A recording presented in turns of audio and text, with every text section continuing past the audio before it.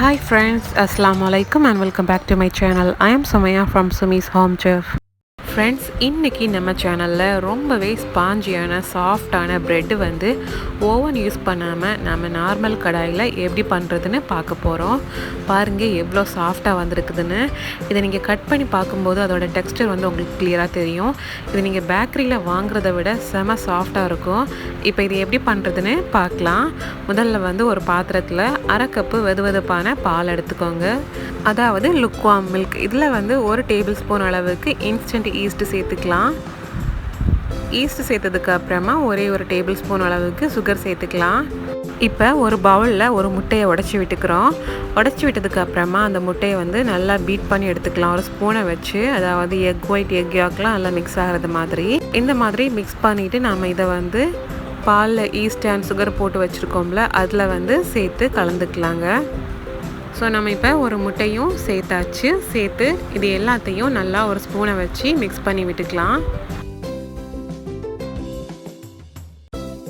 இந்த மாதிரி நல்லா கலந்து விட்டதுக்கு அப்புறமா நாம் இதில் 1/2 கப் அளவுக்கு மைதா மாவு சேர்க்க போகிறோம், அதாவது பிளெயின் ஃப்ளோர். இப்போ ப்ரெட்டுக்கு தேவையான உப்பு சேர்த்துக்கலாம். இப்போ எல்லாத்தையும் நல்லா சேர்த்து பிசைஞ்சு எடுத்துக்க வேண்டியதான். அண்ட் சப்பாத்தி மாவு பூரி மாவுலாம் இல்லைங்க, ரொம்ப சாஃப்டாக மாவு வந்து ரொம்ப தண்ணியாகவும் அதே சமயம் ஸ்டிக்கியாகவும் வர்றது மாதிரி தான் நம்ம பிசைஞ்சு எடுக்கணும். இப்போ இதில் 2 டேபிள் ஸ்பூன் அளவுக்கு பட்டர் சேர்த்துக்கலாங்க. பட்டர் சேர்த்ததுக்கு அப்புறமா எல்லாத்தையும் ஈவனாக நல்லா மிக்ஸ் பண்ணி பிசைஞ்சு எடுத்துக்கலாம்.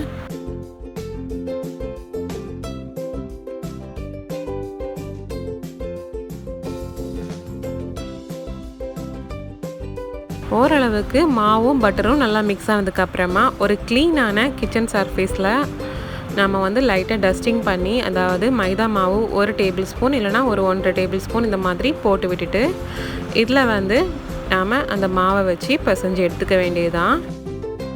அண்ட் ப்ரெட்டை பொறுத்த வரைக்கும் பிசைகிறது தாங்க ரொம்பவே இம்பார்ட்டன்ட். இது வந்து ரொம்ப ஸ்டிக்கியாக தான் நம்ம எடுத்துருக்கோம், அதாவது ரொம்ப தண்ணியாக. அதை வந்து எந்த மாதிரி நாம் சாஃப்டாக ஒட்டாமல் வர்றது மாதிரி பிசைஞ்சு எடுத்துக்கணும்னு பார்த்துக்கோங்க. இந்த மாதிரி கையால் நல்லா தேய்ச்சி எடுக்கணும். அப்போ தான் வந்து ரொம்ப சாஃப்டான ப்ரெட்டுக்கான மாவு வந்து நம்ம செஞ்சு எடுக்க முடியும். ஸோ ஓரளவுக்கு இந்த மாதிரி நல்லா மாவு வந்து எவ்வளோ ஸ்டிக்கியாக, எவ்வளோ வந்து ரப்பர் மாதிரி எலாஸ்டிக் மாதிரி வர வைக்க முடியுமோ அந்த அளவுக்கு பிசைஞ்சு எடுக்கணுங்க. ஸோ இது கொஞ்சம் நேரம் பிசைஞ்சிட்டே இருந்தால் தான் ரொம்ப சாஃப்டான ப்ரெட் வந்து நம்ம செஞ்சு எடுக்க முடியும்.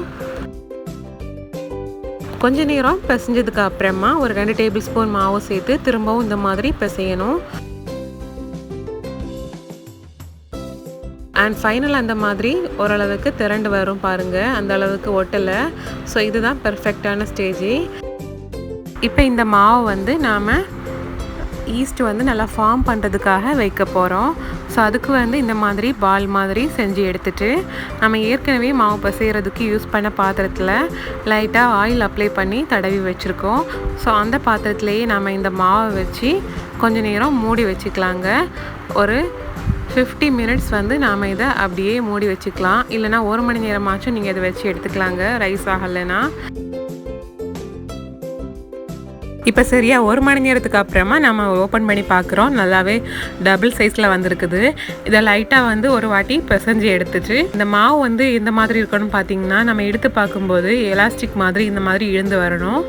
ஸோ இந்த மாதிரி வந்தால் தான் நம்ம வந்து ப்ரெட்டுக்கான மாவு வந்து சரியாக இருக்குதுன்னு நம்ம எடுத்துக்கலாங்க. இப்போ இதை வந்து நாம் லைட்டாக பிசைஞ்சதுக்கு அப்புறமா இந்த மாதிரி தட்டி விட்டுட்டு லைஸாக கையாலேயே ஸ்ப்ரெட் பண்ணி விட்டுட்டு ரோல் பண்ணி எடுக்க போகிறோம்.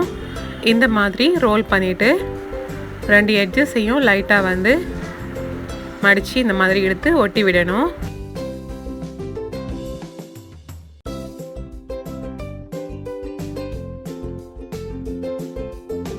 ஒட்டி விட்டதுக்கு அப்புறமா அந்த 2 எட்ஜஸையும் லைட்டாக இந்த மாதிரி மடித்து விட்டுக்கோங்க.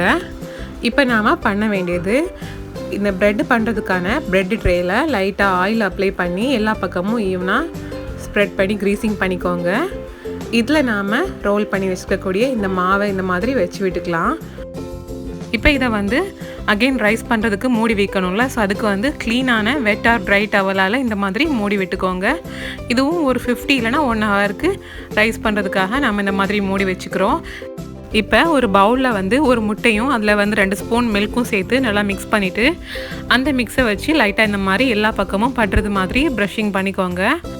அண்ட் இன்னொரு பக்கம் ஏற்கனவே ஒரு கடாயை வந்து ஹீட் பண்ணி வச்சுருக்கேன். அதுக்கு செட்டாக ஒரு மூடி வச்சு இப்போ அது நல்லா சூடாக இருக்கும்.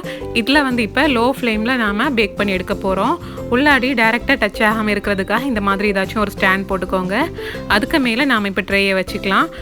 இது ஒரு 45 மினிட்ஸ்லேருந்து 1 ஹவர் வரைக்கும் டைம் எடுக்கும் நம்ம லோ ஃப்ளேம்லேயே பண்ணுறதுனால. அப்போ தான் வந்து தீயாமல் பர்ஃபெக்டாக நம்ம செஞ்சு எடுக்க முடியும். அண்ட் நடுவில் வந்து நம்ம ஒரு வாட்டி ஓப்பன் பண்ணி நம்ம ஏற்கனவே கலந்து வச்சுருக்கக்கூடிய எக் அண்ட் மில்க் மிக்ஸ் இருக்குல்ல, அதை வச்சு ஒரு வாட்டி கூட ப்ரஷ் பண்ணிக்கலாம். ப்ரஷ் பண்ணிவிட்டு திரும்பவும் மூடி விட்டுடலாம். இந்த மாதிரி பண்ணுறதுனால நம்ம பேக்கரியில் வாங்குறது மாதிரியான கோல்டன் கலரில் வந்து நம்ம ப்ரெட்டை செஞ்சு எடுக்க முடியும் ஓவன் இல்லாமலேயே. இப்போ சரியாக 1 ஹவர் ஆகிருக்கும். நம்ம ஓப்பன் பண்ணி பார்க்கலாம். ப்ரெட்டு வந்து 45 மினிட்ஸ்லேயே ரெடி ஆகிடுச்சு. பட் கலர் வர்றதுக்காக நான் வந்து இன்னும் ஒரு 50 மினிட்ஸ் எக்ஸ்ட்ராவாக வச்சுருந்தேன். அந்த மாதிரி பண்ணதுனால இந்த மாதிரி சூப்பரான கோல்டன் கலரில் பெர்ஃபெக்டாக நம்ம ஸ்டவ்வில் கடாயில் செஞ்சு எடுத்துட்டோம். இப்போ இதோட சூடு வந்து ஆறதுக்கு உள்ளாடி இதில் ஒரு வாட்டி பட்டர் வாஷ் பண்ணிக்கலாம். அப்போ தான் வந்து நம்ம ஷைனிங் அண்ட் சாப்பிடும்போதும் அந்த பட்டர் ஸ்மெல் வந்து ரொம்பவே நல்லா இருக்கும்.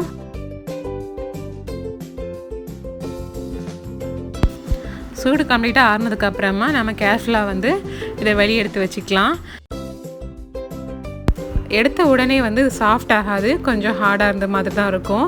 இதில் வந்து நம்ம ஈர டவலை வந்து கொஞ்சம் நேரம் போட்டு வைக்கணும். அந்த மாதிரி பண்ணுறதுனால ப்ரெட்டு வந்து நல்லா சாஃப்டாக மாறிடும். ஸோ ஒரு 15 மினிட்ஸ் இல்லைனா 10 மினிட்ஸ்க்கு மட்டும் இந்த மாதிரி போட்டு வச்சுட்டு நம்ம எடுத்துக்கலாம். இப்போ அது ரொம்பவே சாஃப்டாக மாறிடுச்சு. இதை இப்போ நம்ம சைடில் வந்து நைஃபை வச்சு லைட்டாக வந்து இறக்கி விட்டுட்டு ஒரு பிளேட்டுக்கு எடுத்து மாற்றிடலாம். பாருங்கள் ஃப்ரெண்ட்ஸ், நம்ம பேக்கரியில் வாங்குறது மாதிரியே ஓவன் இல்லாமல் ரொம்பவே பெர்ஃபெக்டாக சாஃப்டாக ஸ்பாஞ்சியாக ப்ரெட்டு செஞ்சு எடுத்தாச்சு. இதை நான் ப்ரெஸ் பண்ணி பார்க்கும்போதே உங்களுக்கு கிளியராக தெரியும் எவ்வளோ சாஃப்டாக வந்திருக்குதுன்னு. அண்ட் பெர்ஃபெக்டான கலர்லேயும் வந்திருக்குது. இப்போ நாம் கட் பண்ணி பார்க்கலாம் உள்ளாடி எந்த மாதிரியான டெக்ஸ்டர் இருக்குது அப்படின்னு சொல்லிட்டு. உள்ளாடியும் ரொம்பவே அழகாக வந்திருக்குதுல்ல. இதை வந்து நாம் சாண்ட்விச் பண்ணி சாப்பிட்டுக்கலாங்க. அதாவது வெஜிடபிள் சாண்ட்விச் இல்லைனா வந்து எக் சாண்ட்விச் அந்த மாதிரி செஞ்சு சாப்பிட்டுக்கலாம். ப்ரெட் ஆம்லேட் அதுக்கு யூஸ் பண்ணிக்கலாம். அண்ட் ஆல்சோ நம்ம இதில் வந்து பட்டர் டோஸ்ட் பண்ணி சாப்பிட்டுக்கலாம். ரொம்பவே நல்லா இருக்கும். ரொம்பவே சாஃப்டாக பெர்ஃபெக்டாக வந்திருக்குது. ஸோ பார்த்துட்டு நீங்களும் மறக்காமல் ட்ரை பண்ணி பாருங்கள். என்ன ஃப்ரெண்ட்ஸ், கண்டிப்பாக உங்கள் எல்லாருக்கும் இந்த வீடியோ பிடிச்சிருக்கும் நம்புகிறேன். அப்படி பிடிச்சிருந்துச்சுன்னா வீடியோக்கு மறக்காமல் லைக் போடுங்க, ஷேர் பண்ணுங்கள், கமெண்ட் பண்ணுங்கள். இன்னும் இன்ட்ரெஸ்டிங்கான ரெசிபிஸ் பார்க்குறதுக்கு என்னோடய சேனலை மறக்காமல் சப்ஸ்கிரைப் பண்ணிக்கோங்க. இந்த நாள் இனிய நாளாக அமையட்டும்.